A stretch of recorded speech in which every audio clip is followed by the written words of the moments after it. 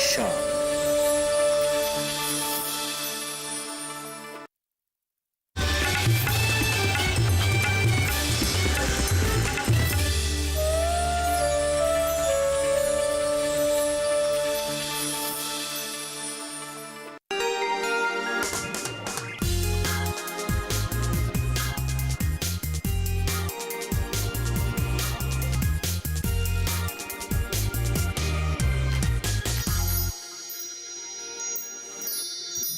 नमस्कार, मंडी.com में आपका स्वागत है। मैं हूं भुवन भास्कर। केंद्र सरकार ने कृषि सुधारों के बारे में जो घोषणाएं की हैं, उन पर हम लगातार मंडी.com में चर्चा कर रहे हैं और अपनी चर्चा में कृषि क्षेत्र की अलग अलग विधाओं से जुड़े विशेषज्ञों से इस सुधार के निहितार्थों को समझने की कोशिश भी कर रहे हैं। इसी क्रम में आज हमारे साथ दो मेहमान चर्चा में जुड़ रहे हैं। सबसे पहले उनसे आपका परिचय करा देते हैं।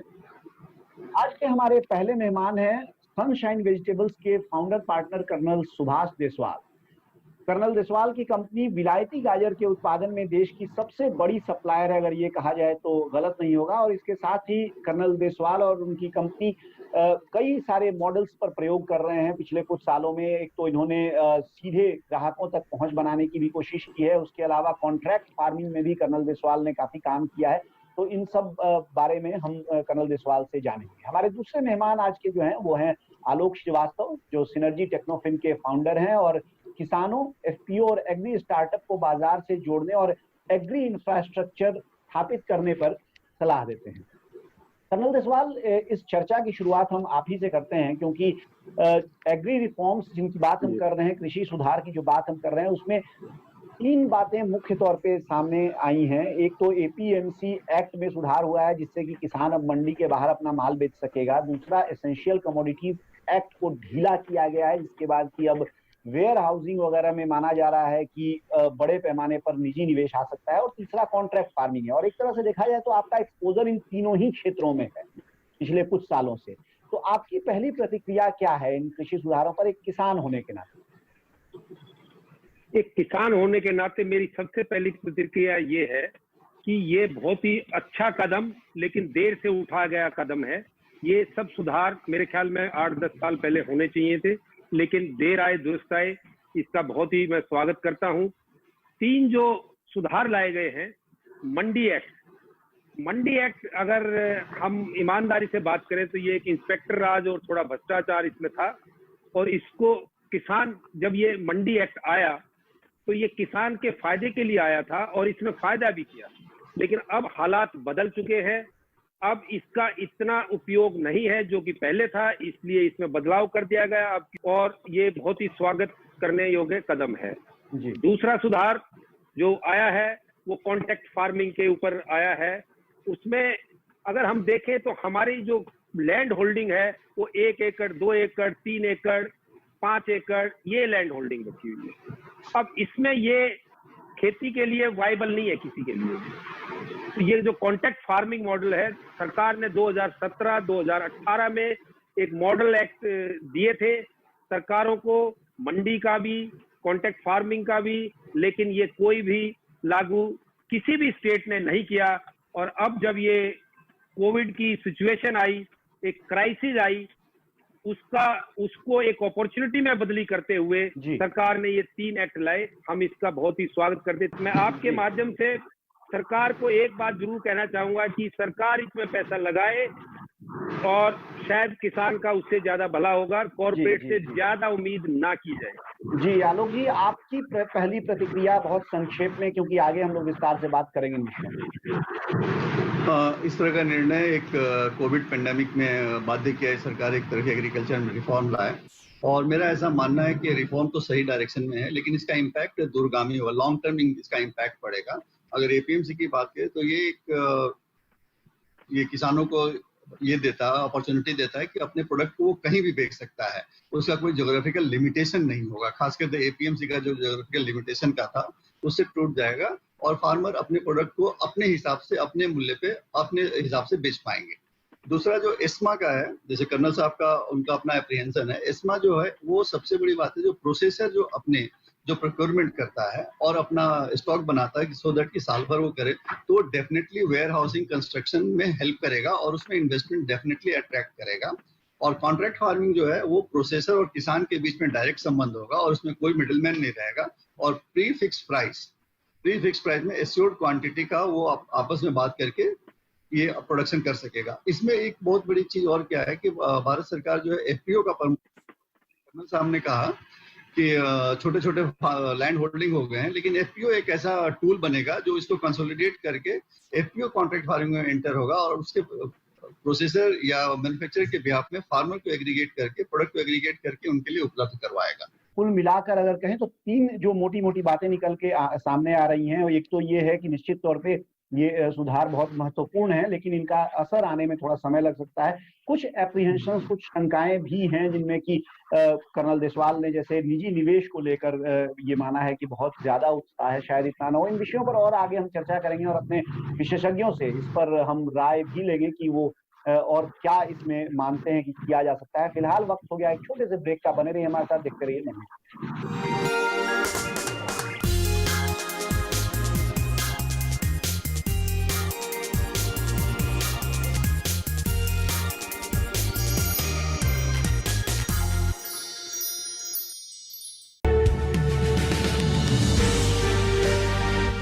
साल से लगातार कृषि दर्शन है आपके साथ। खेती की नई तकनीकों से लेकर किसानों की हर समस्या का हल, जारी है कृषि दर्शन का ये सफर। किसान चैनल के साथ सोमवार से शुक्रवार शाम 5:30 पर। ये कामयाबी है अन्नदाता की, ये कहानी है खेत और खलिहानों की। कैसे करें अपने पशुओं की देखभाल, जानिए गांव-गांव के किसानों का हाल। देखिए गांव किसान सोमवार से शुक्रवार दोपहर 12:05 पर।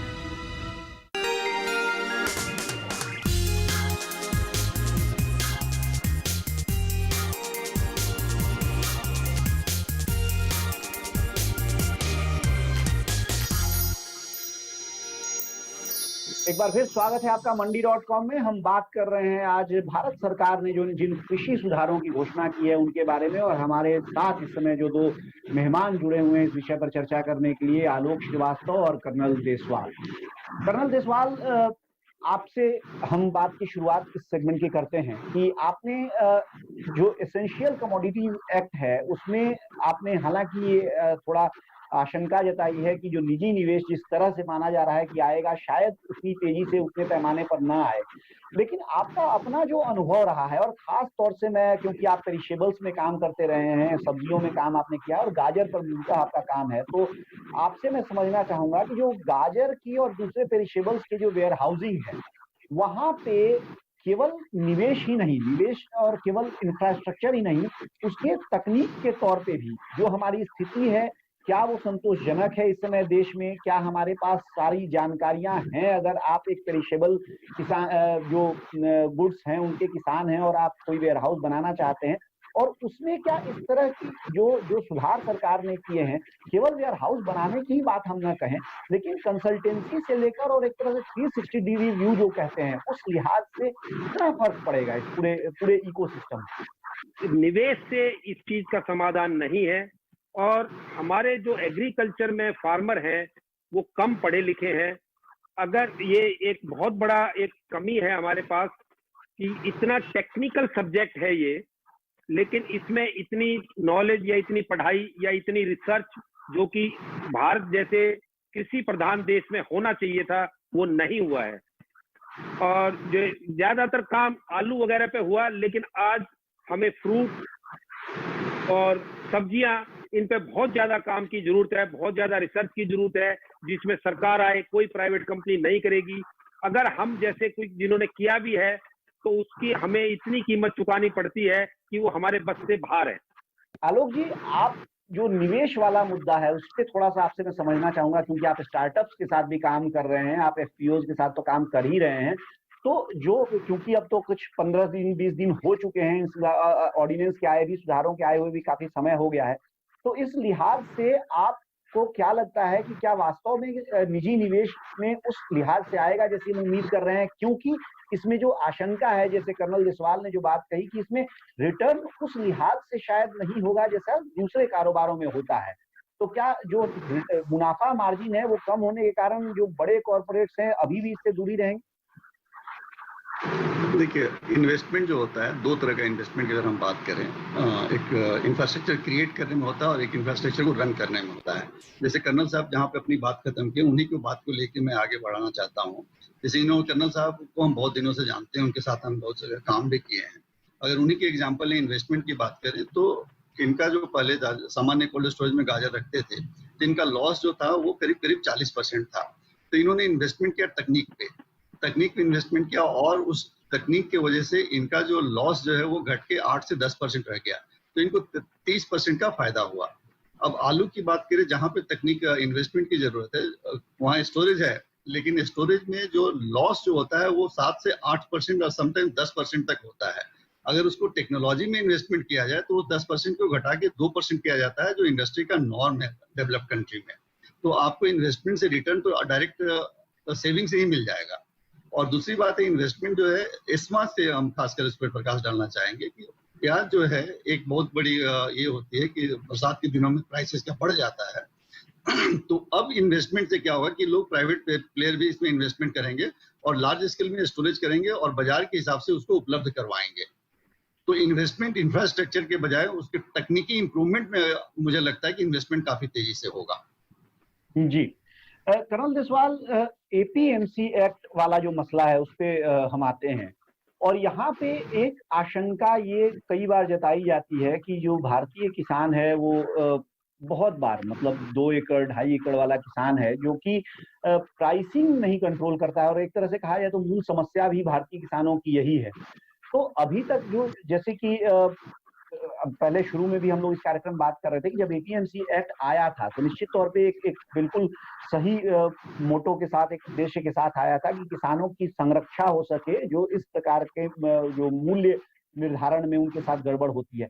क्या आपको लगता है कि अब जो परिवेश है, माहौल है, क्योंकि आप लगातार एपीएमसी मंडी के बाहर ही अपना माल बेचते रहे हैं, काम करते रहे हैं, तो आपको लगता है कि सब किसानों को एपीएमसी मंडी के बाहर अगर वो जाते हैं अपना माल बेचने के लिए तो उसी प्रकार मूल्य को लेके उनको सुरक्षा और संरक्षा मिलेगी जैसी एपीएमसी मंडी में मिल सकती थी या मिलती रही है कुछ हद तक? ये क्योंकि इस एक्ट का किस तरीके से लागू होगा, इसकी जो फाइनल डिटेल्स हैं वो अभी तक अवेलेबल नहीं है। एक बात सही है कि मंडी में किसान बेचता था तो उसकी पेमेंट को खतरा नहीं था।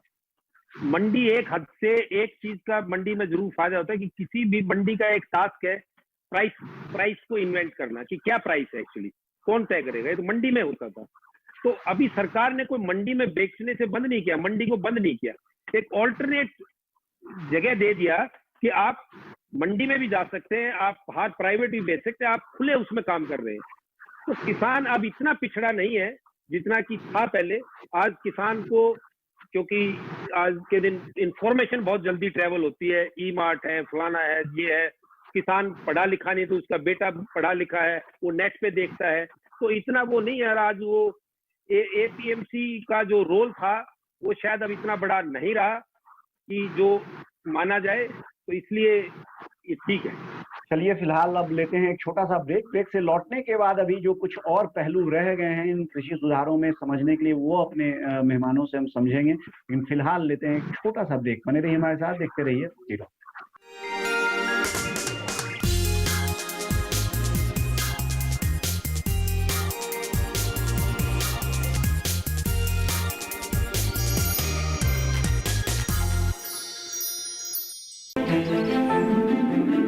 बादलों की लुका छिपी,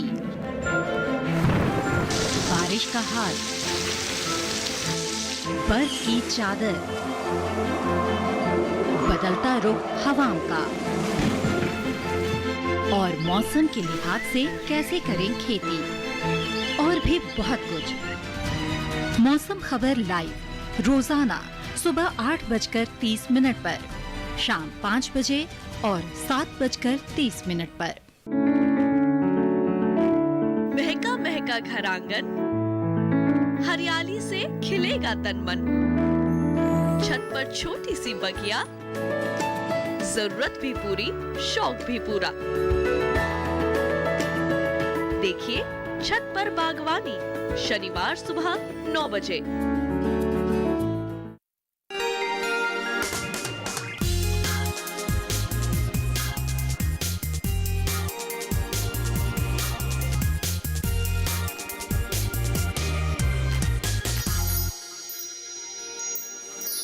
एक बार फिर स्वागत है आपका मंडी.com में। हम बात कर रहे हैं कृषि सुधारों के जो असर परिणाम पर, और हमारे साथ इस समय दो मेहमान जो बने हुए हैं। एक कर्नल सुभाष देशवाल जो खुद खेती करते रहे हैं और कई सारे किसानों के साथ मिलकर खेती भी करते रहे हैं, अपने प्रोडक्ट के लिए मार्केटिंग भी करते रहे हैं। और दूसरे मेहमान आलोक श्रीवास्तव जो एक तरह से एग्री कंसल्टेंसी फर्म एक है जिससे जुड़े हैं, उसके फाउंडर हैं और उसके लिए किसानों को सलाह देते हैं।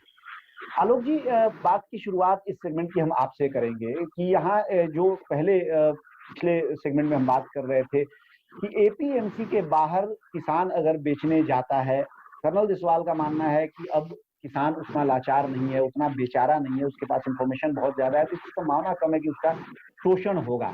आप क्योंकि कई सारे किसानों एफपीओ से मिलते रहते हैं, तो आपकी राय इस पर क्या होगी? देखिए, एपीएमसी एक्ट जो है, अगर दिल्ली के हम एक उदाहरण पे लें तो दिल्ली सरकार एपीएमसी एक्ट में ये सुधार करके लाया था कि एपीएमसी के बाहर जो भी ट्रेडिंग होगा उसमें फी नहीं लगेगा, जो हेल्प किया बहुत सारे स्टार्टअप को सप्लाई चेन कंपनी स्टार्ट करने में।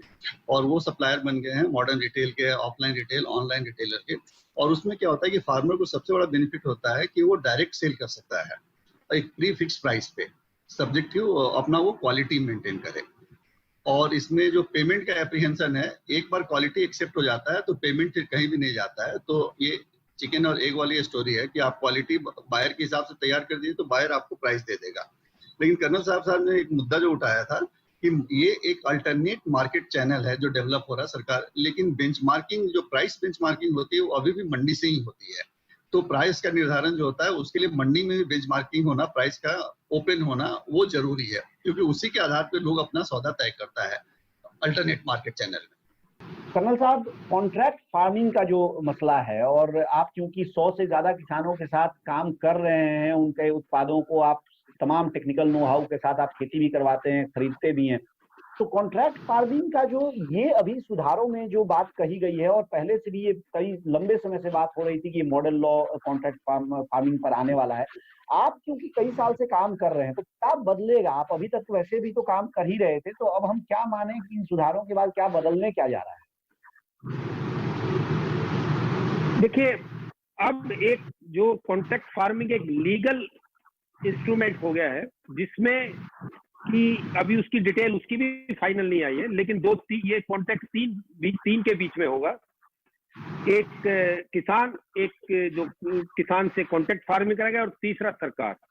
तो सरकार का इसमें दखल होगा और इसको ओवरसी करेंगी। इसका जो सिस्टम है उसमें किसान को पैसा लगाने के बाद कुछ मिलता है, कोई आपदा आ जाए तो वो उसमें टूट जाता है।